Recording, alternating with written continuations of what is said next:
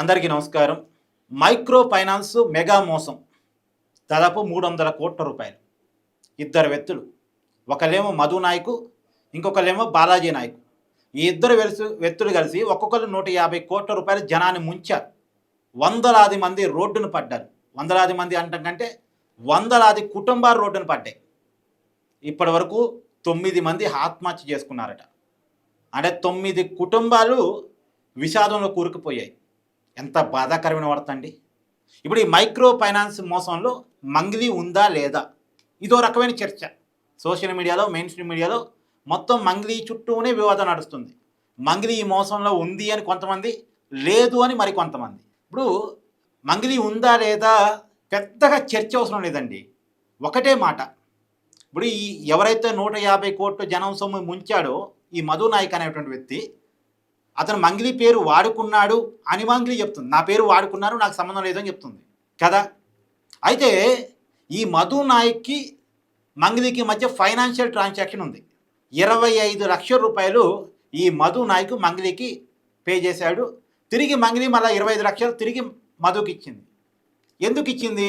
ఇక్కడ మంగిలి చెప్తుంది ఏంటంటే, నా ఫ్లాటు మధు కొంటా అన్నాడు, 25 లక్షలు అడ్వాన్స్ ఇచ్చాడు.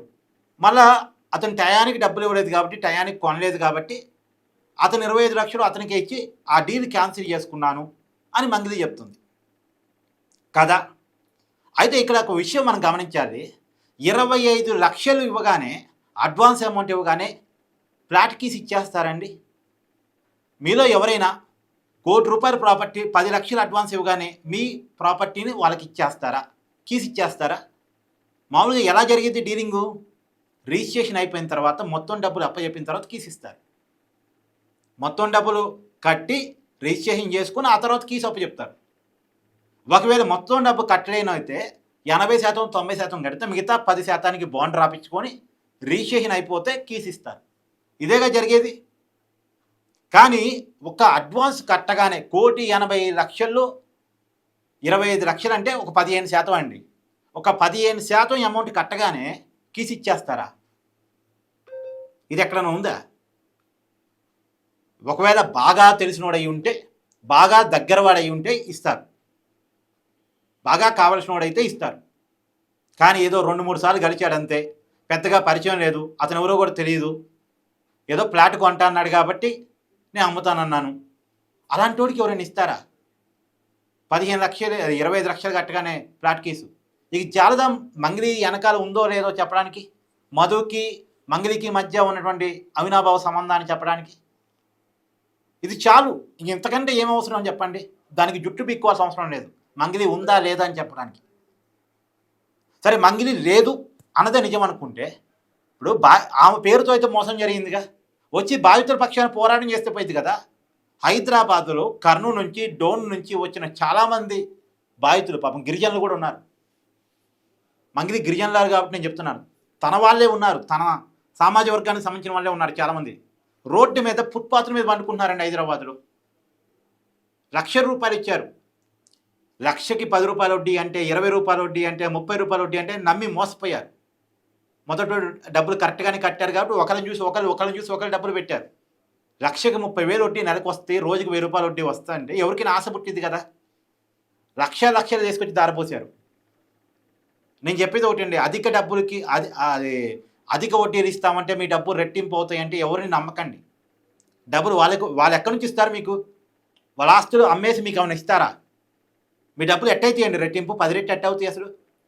మీరు ₹1,00,000 పే చేస్తే వడ్డీగానే ఇస్తాం, మళ్ళీ మీ అసలు 10 రెట్లు అయింది, 20 రెట్లు అయింది. మీరు 1,00,000 పెడితే 10 లక్షలు అవుతాయి, 10 లక్షలు పెడితే ₹1,00,00,000 అవుతాయి, 1,00,00,000 పెడితే 10 కోట్లు కావచ్చు, 100 కోట్లు కూడా కావచ్చు అని అంటే ఎలా నమ్మి పెడతారండి అసలు? ఒకళ్ళట ల్యాండ్ అమ్మి పెట్టాడంట, ఇంకోలేమో ఇంట్లో బంగారం కూడా తాకట్టు పెట్టి పెట్టాడు డబ్బులు. అంత అంటే డబ్బు అంటే ఉండే ఆస్తి వల్ల అలా చేస్తుంటారు. వీళ్ళని నమ్మిస్తారు బాగానే, మొదట్లో బాగానే ఇస్తారు, తర్వాత మాయ మాటలు చెప్తారు, నమ్మబలుగుతారు. మోసం చేసేవాడు ముందుగా చేసేది ఏమైనా మంచిగా చేస్తాడు, నమ్మబలుగుతూ చేస్తాడు. కత్తికి తేనె పోసి గొంతుకు వస్తారు. ఆ తేనె చూడొద్దు, కత్తిని చూడాలి. మీరు తేనెను చూస్తున్నారు, తేనె చూసి తేనె ఉంది కదా దానికి అనుకుంటున్నారు. కానీ అది కత్తి వెనకాల ఉంది, అది మెడ తెంపిద్ది. ఇలా పాపం 9 మందిని తెంపింది, 9 మంది చనిపోయారు. అమ్మ మంగిది నీకే సంబంధం లేనప్పుడు వాళ్ళ తరపున వచ్చి పోరాటం చేయొచ్చు కదా, రోడ్డు మీద కూర్చో, నిరాహార దీక్ష చేయి, ఆ మధుని వాళ్ళందరినీ అరెస్ట్ చేయమని చెప్పు. నువ్వు సుబ్బారావు మీద పెట్టడానికి కేసు మీద ప్రయారిటీ ఇచ్చావు తప్ప మధు మీద ఎందుకు కేసు పెట్టాను ప్రయారిటీ ఇవ్వలేదు ఫస్ట్లో. సోషల్ మీడియా వాళ్ళు క్వశ్చన్ అడిగిన తర్వాత మధు మీద నువ్వు కేసు పెట్టడానికి వచ్చావు. అసలు నీకు విషయం తెలిసిన రోజే మధు మీద కేసు పెట్టాలి కదా. నీ పేరు వాడుకొని డబ్బులు వసూలు చేస్తే నువ్వేం చేయాలి, వెంటనే ఆ విషయం నీ దృష్టికి రాగానే వెంటనే మధు మీద కేసు పెట్టాలి. ఎందుకు రేట్ చేసావు నువ్వు సుబ్బారావు మీద పడ్డావు తప్ప. అంటే ఈ సుబ్బారావు అనే వ్యక్తి ఎవరంటే ఈ మొత్తం బాధితులని ఈ స్కామ్ని బయటికి తీసుకొచ్చిన వ్యక్తి. మంగిలి మీద ఆరోపణ చేశాడు అని కారణిస్తే మంగిలి అతని మీద కేసు పెట్టింది, సుబ్బారావు మీద కేసు పెట్టింది. సుబ్బారావు మీద కేసు పెట్టడానికి కొన్ని ఇంపార్టెన్స్ అసలు తన పేరు వాడుకొని మోసం చేసిన వాడి మీద లేదు. మామూలు సుబ్బారావు మంగిలి మీద ఆరోపణ చేశాడు, అంత మాత్రం కేసు పెట్టింది. కానీ మధు ఏకంగా మంగిలి పేరు వాడుకొని మోసం చేశాడు, అతని మీద కేసు పెట్టడానికి వెనక ముందైంది. మొత్తానికి పెట్టినట్టుంది సోషల్ మీడియా వాళ్ళంతా క్వశ్చన్ చేశాక. అంటే సమాజంలో సెలబ్రిటీగా ఎదిగిన తర్వాత ఇప్పుడు నేనేమంటానంటే, మొన్న కూడా ఒక వీడియో చేశాను, మంగిలికి ఏం డబ్బులు తక్కువ అండి. ఒక సామాన్య కుటుంబం, బంజారా అమ్మాయి, తెలంగాణ పాటలు పాడింది, తెలంగాణ ప్రజలంతా తమ ఆడబిడ్డ అనుకున్నారు, రిసీవ్ చేసుకున్నారు. దేవుడి పాటలు పాడింది, హిందూ అమ్మాయి కాబట్టి బాగా రిసీవ్ చేసుకున్నారు. జనాలు ఒక్కసారిగా ఒక స్థాయిని ఇచ్చారు, సరిపోతుంది కదా, మంచి హ్యాపీ. ఒక చిన్న కుటుంబం నుంచి బాగా ఎదిగింది, ఒక చిన్న వర్గాల నుంచి మామూలుగా చిన్న వర్గాలకి అంత పెద్దగా అవకాశాలు ఇవ్వరు, కానీ ఆమెకు అవకాశాలు వచ్చే బాగా ఎదిగింది. తను కూడా తన వర్గాలకు ఉపయోగపడగలిగితే చాలా మంచిది. తను ఎదగలిగింది కాబట్టి తన వర్గాలకు ఉపయోగపడగలిగితే ఆ వర్గాలన్నీ కూడా వెనకబడి ఉంటాయి. సమాజంలో తరతరాలుగా వివక్ష గురిపడి ఉన్నాయి. ఎస్సీ ఎస్టీలు తరతరాలుగా వివక్ష గురి కాబడి ఉన్నారు. వాళ్ళకి ఏదైనా ఉపయోగపడగలదు తప్ప అదే సామాజిక వర్గాన్ని మోసం చేయడం అంటే, తను మోసం చేసిందా లేదా ఇంకా చట్టం తేల్చాలి. కానీ కనీసం తన పేరుతో ఒక మోసం జరిగింది అనుకున్నప్పుడు తను బయటకు వచ్చి మాట్లాడాలి, తను బయటకు వచ్చి ఫైట్ చేయాలిగా, తన వర్గాల కోసం పోరాటం చేయాలిగా.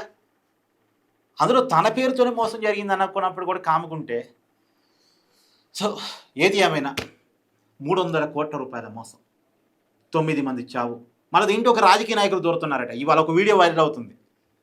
గూడెం మైపారెడ్డి సోదరుడు, గూడెం మధుసూదన్ రెడ్డి, పటాన్ చెరువు ఎమ్మెల్యే సోదరుడు, అతనికి సంబంధించిన వీడియో వైరల్ అవుతుంది.